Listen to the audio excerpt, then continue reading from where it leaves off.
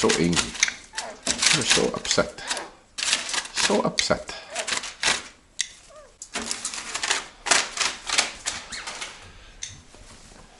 Good morning, Oscar.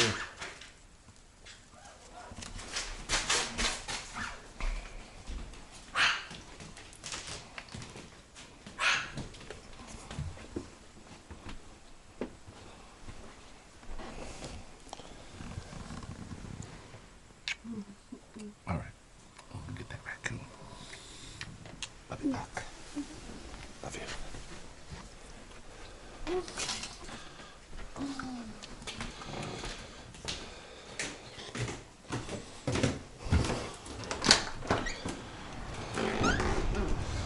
Okay. Good morning. It is closing in on, I think, 9:30 or so on Saturday morning, the 16th of October, 2021, in the lunar cycle. Our first winter moon. And I'm just getting my day started. Had a nice long sleep last night. Friday night, we just stayed home, watched some movies, hung out in bed.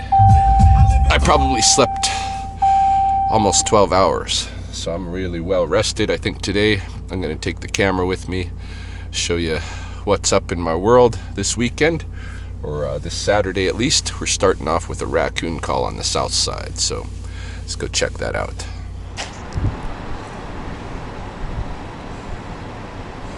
So one of the things going on right now is that I'm broke. Living off of credit right now until my next paycheck.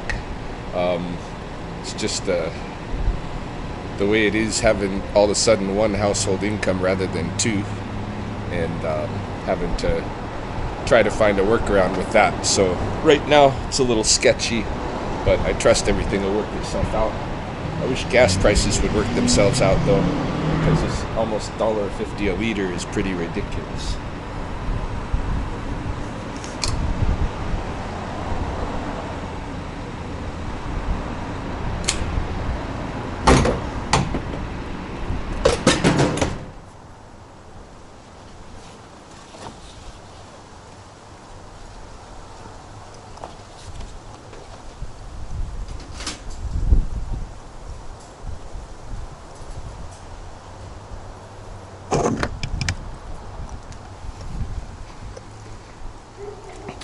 This house has a family of probably 5 raccoons, well, 5 that they've seen, living somewhere, probably in the roof. And we've caught our first of those 5, it sounds like, from the report this morning. See what the situation is.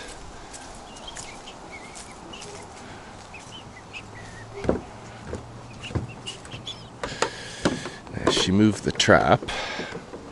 I had set it up just over here. Oh, there it is. Right back there. Hey, buddy.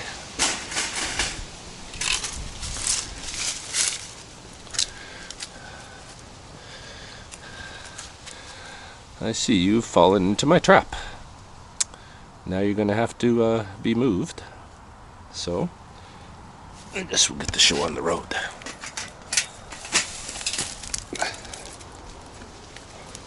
Poor guy. Little one. Probably. Oops.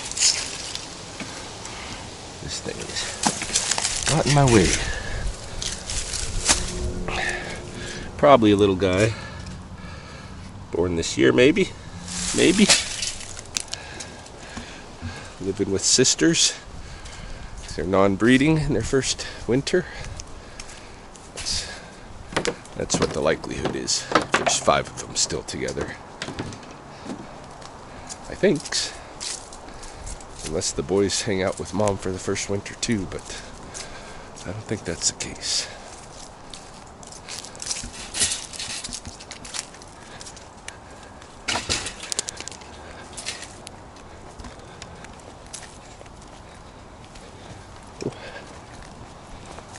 Hey, got yourself stuck.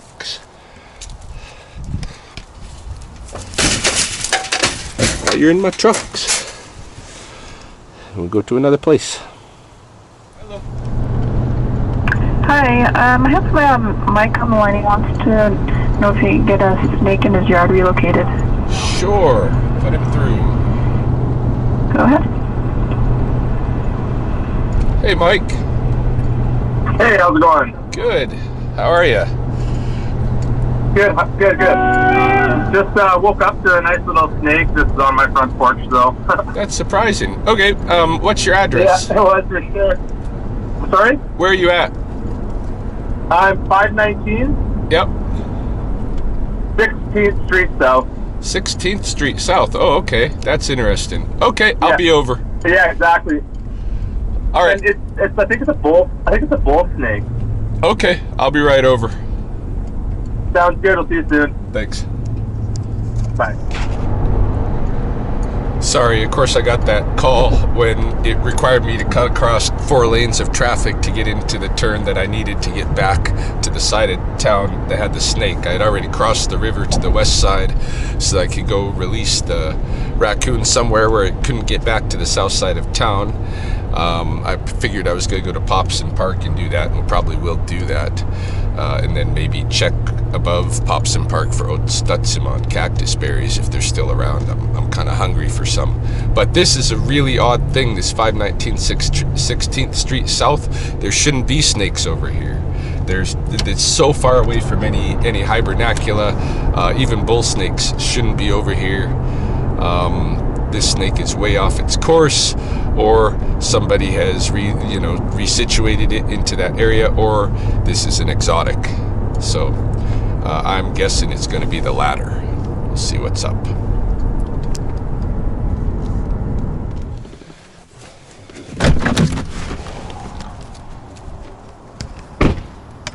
Hey man. Good. It's just a little guy or what? Okay. 4 or 5 feet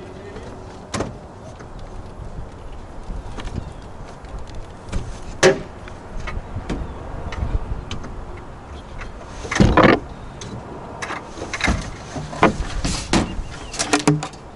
Sorry, Raccoon.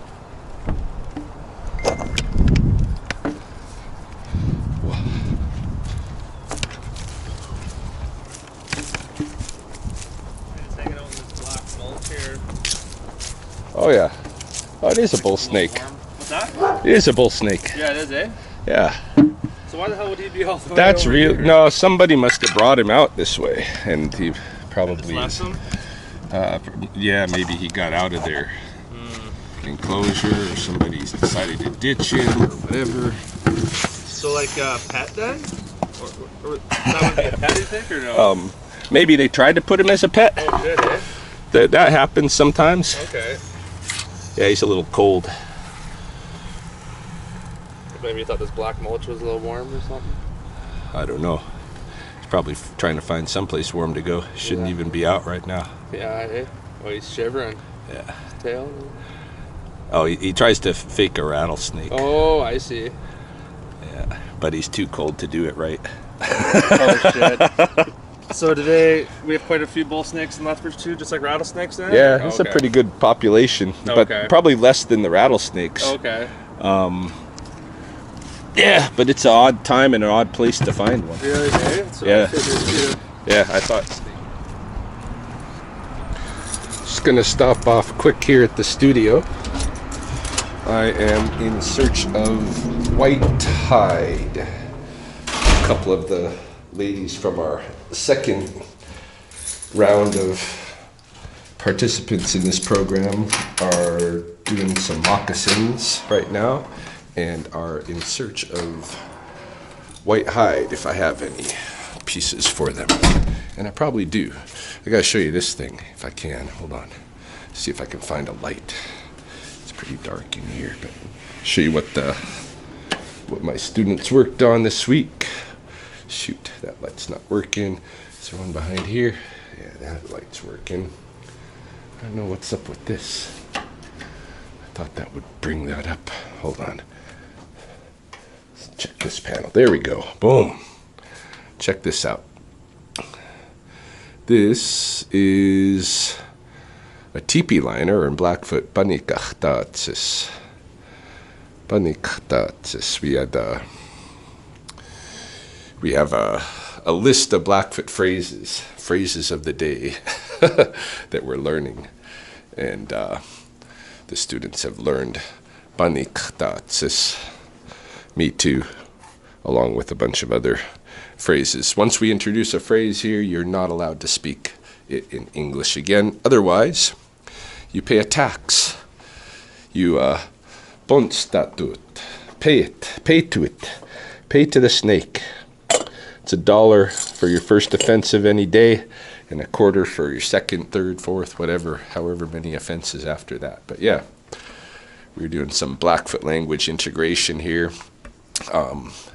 They just started sewing this last week. You can see the sewing machine's out. I got a little bit of footage that I can maybe show you along with this, but it'll have to be with voiceover because I know I had music going here at the time that I was taking this. But anyway, they just got started. This is their first couple of days of sewing, really just their second week of classes. And in their first week, they did produce this nice teepee liner for Jonathan Redgun, Community Futures Treaty 7 is one of our funders, and he asked that we try to make it in RCMP colors because he was ex-RCMP, so we did that.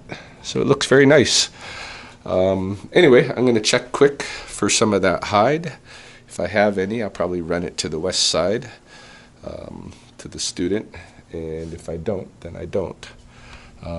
We got to go release that raccoon. I think the snake, I want to kind of warm it up and maybe run it out to Heritage, below Heritage, where there's bull snake nests there. I could even bring it on my walk and talk in the morning, potentially tomorrow, and release it with Carol.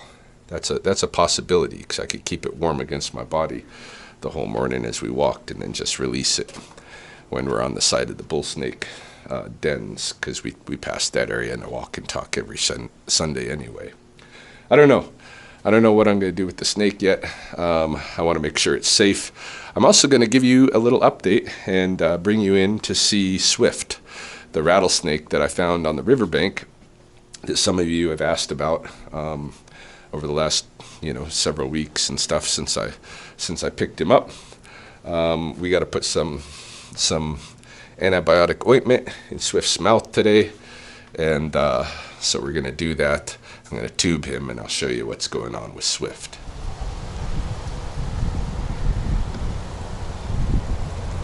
I hope the camera is picking this up.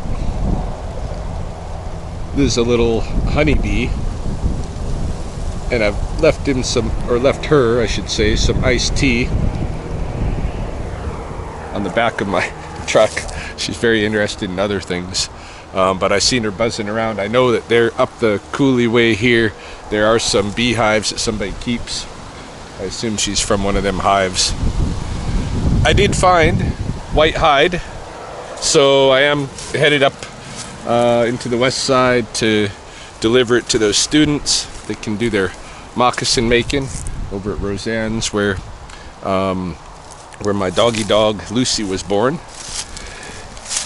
You, my friend, I've decided to release out here in this little forested nook. It's a staging area anyway. Where you go from there, I don't know. Wouldn't try to cross that highway, but up there leads to the west side. I always try to bring them across the river from where I catch them. That way, at least, they can't go back to where they were before. Right? Okay, you can go. You can go. Yeah, you can go out that way. I know. See, I really hate moving these animals like this, especially these young ones. Reminds me of, the ones that I've kind of raised. Anya, the raccoon, the blind raccoon that we had for a bit.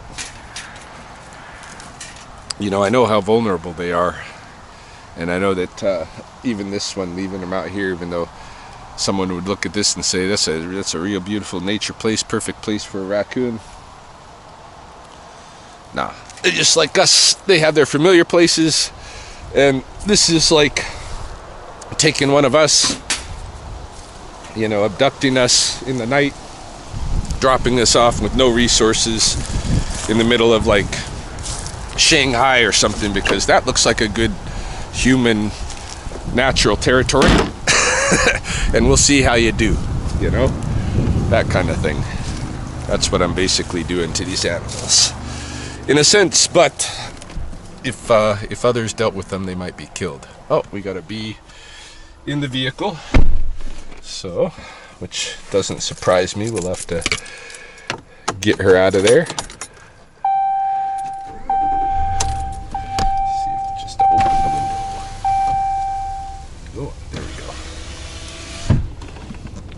All right, head up to Roseanne's.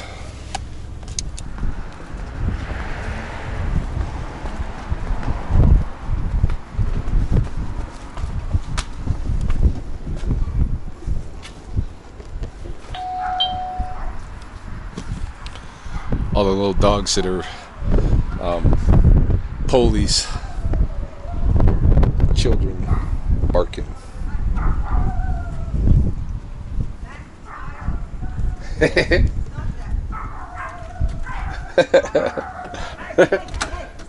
Wild. I hear all the little babies. Yeah, they're right.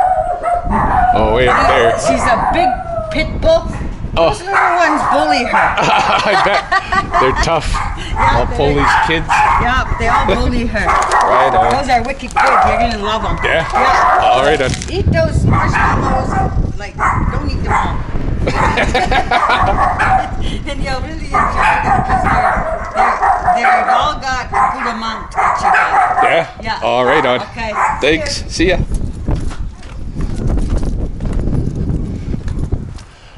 Roseanne. She always in good humor. She always gives me good goodies to eat.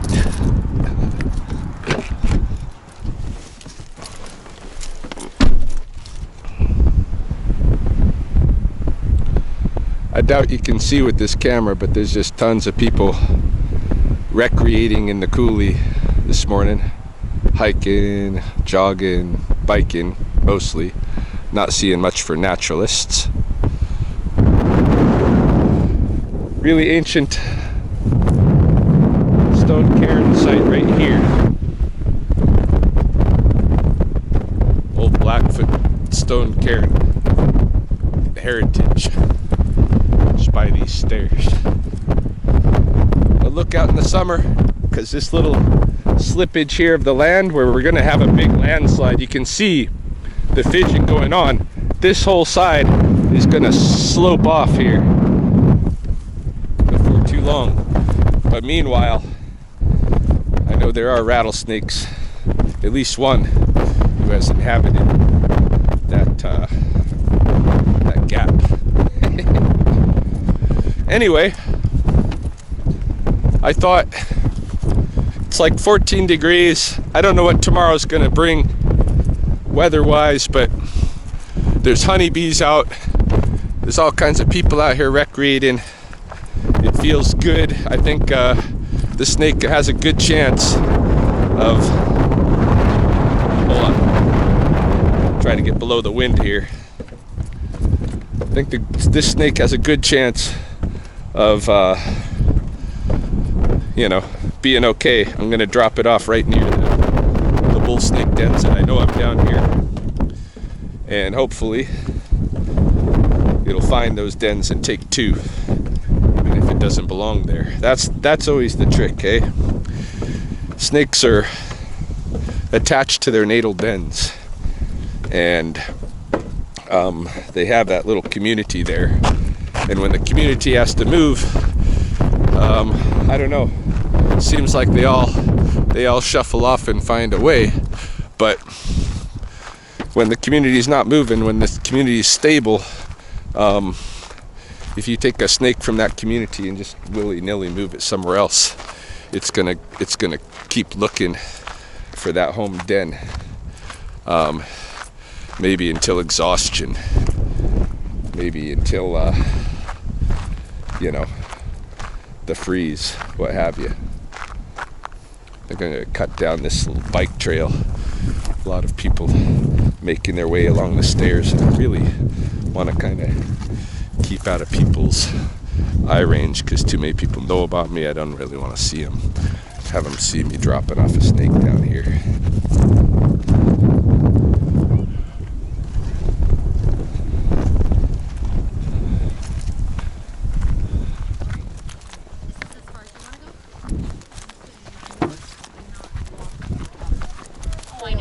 You want to go down, then you want to go back up, buddy. You like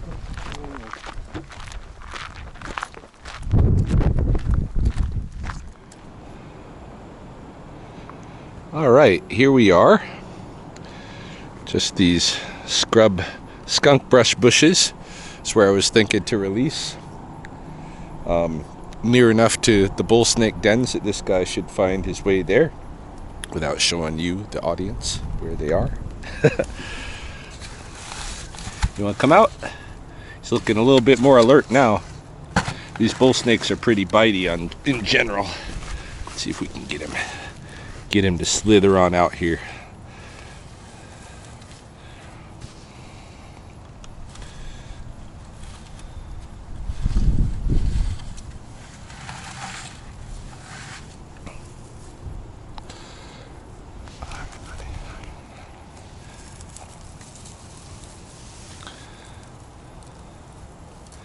There we go. There we go. Yeah. Warm afternoon like this, the snake will find its way. So, I guess now I'll go home. See if Brit's up, and that may be her messaging, that little ding you heard. See what's going on there, and we will update on Swift, the rattlesnake, while we're at it. Okay.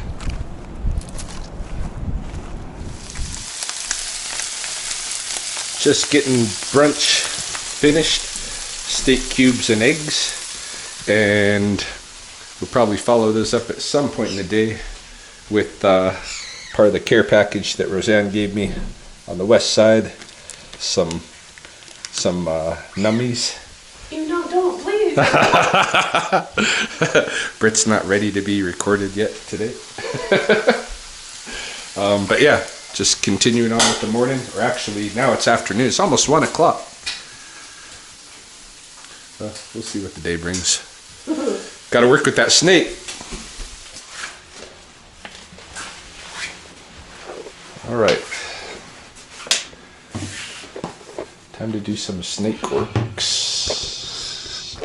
You want to hold this while I tube him? So you can get in close and give them a look at his progress here.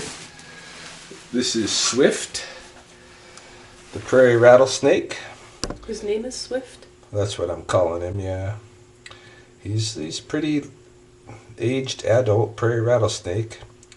I'm kind of concerned about him because, you know, he's not very swift. I shouldn't be able to do that, you know.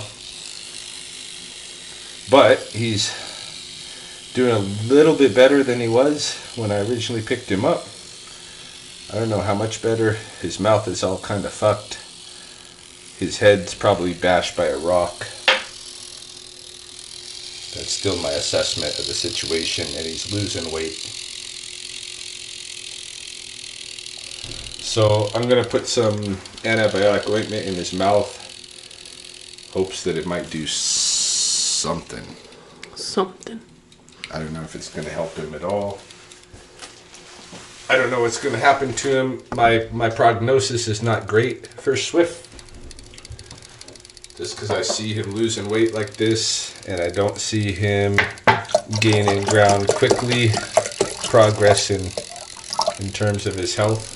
Like I don't see him able to catch prey or even eat anytime soon.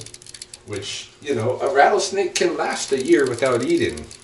you know, but it's pretty hard on their body. They lose like half their body weight.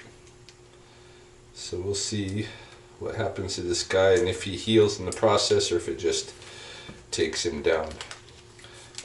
I don't know if there's any way of intubating food to a snake. I've done that with other animals, like force feed them, but I don't know about snakes. Okay, so what I'm going to do today is I'm going to put him in a tube so that we can manipulate him real easy to put some of this ointment in his mouth. So I have a set of snake tubes, basically, from very small to larger tubes. So I got to kind of choose one that looks like about the width of the fattest part of his body, because ultimately I want him to squeeze all the way through the tube, but I don't want it to be too fat that I can't control him. So I think maybe this one might be the one. Hey, that might be too fat. I like this one.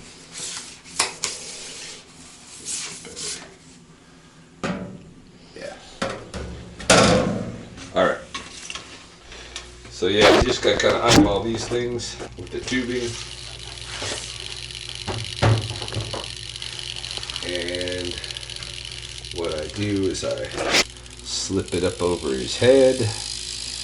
Not too hard, kind of wiggle it onto his neck a little bit, good as I can, and then start feeding him into there.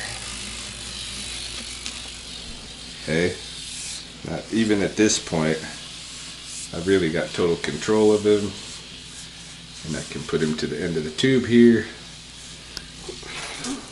and now I grip his body and I don't let him go further, and now I can work on his mouth. Okay, so Britt, I'm going to take over the camera and do, unless you want to do the first aid stuff. Take the tube, take his body, kind of hold the tube with his body at that point.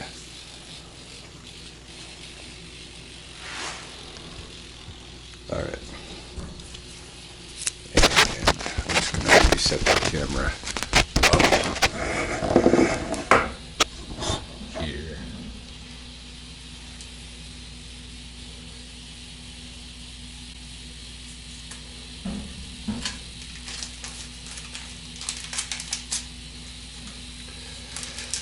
Yeah, I really don't know if his mouth is already too necrotic or not. It's hard to say. It probably is, but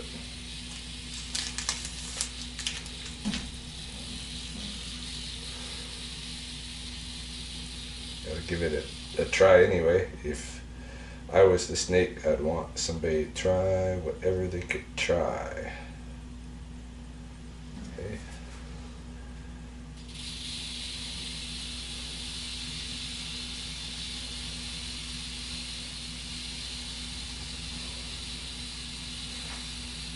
Get my head in the way to kind of look at.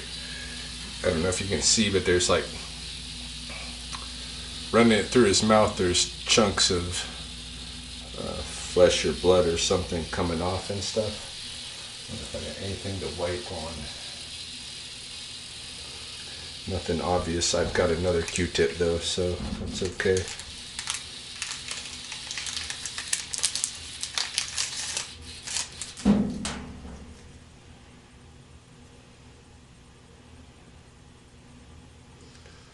What he probably really needs is some kind of injected or oral antibiotics, but I don't even, like I said, I don't even know if you can intubate food to a snake.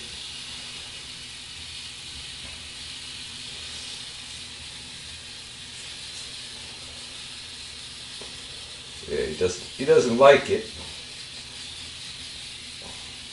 Oh, I just pulled a bunch of nasty out of there. You're right, he's...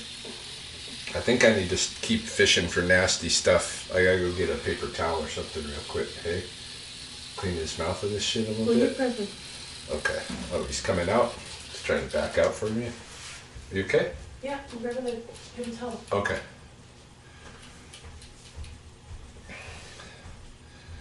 Yeah, I probably hurt him pretty good, just wiping that crap out of his mouth. But that's pretty significant. Hey, if you can see that, I have to have some kind of backdrop to it, or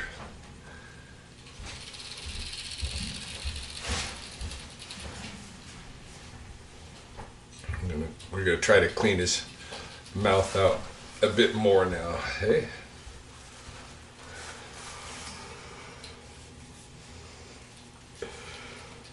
All right. Let's see what all we can get out of there. I'll keep putting ointment in while I do that. It'll act both as a lubricant, hopefully, and for its antiseptic, what it's doing. All right. Yeah, it's definitely clean. I'm cleaning him out. I can see it as he opens his mouth, where the dried, nasty stuff is. So I think there's going to be a benefit. Some of this stuff might be like bark from the terrarium that he's in. Yeah.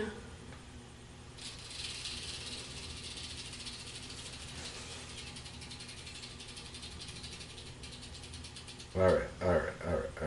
I'm just gonna wipe some on the outside, a little bit on the lips.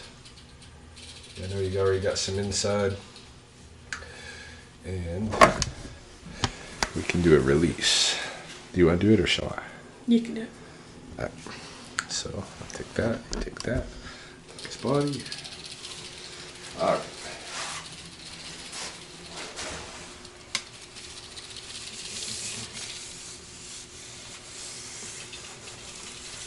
He's all fucked up. Yeah, he's all fucked up, but he'll straighten his shit up. He's been fucked up since I got him. He has a bunch of shit on his face. Yeah, he's just gonna be a mess now, right? I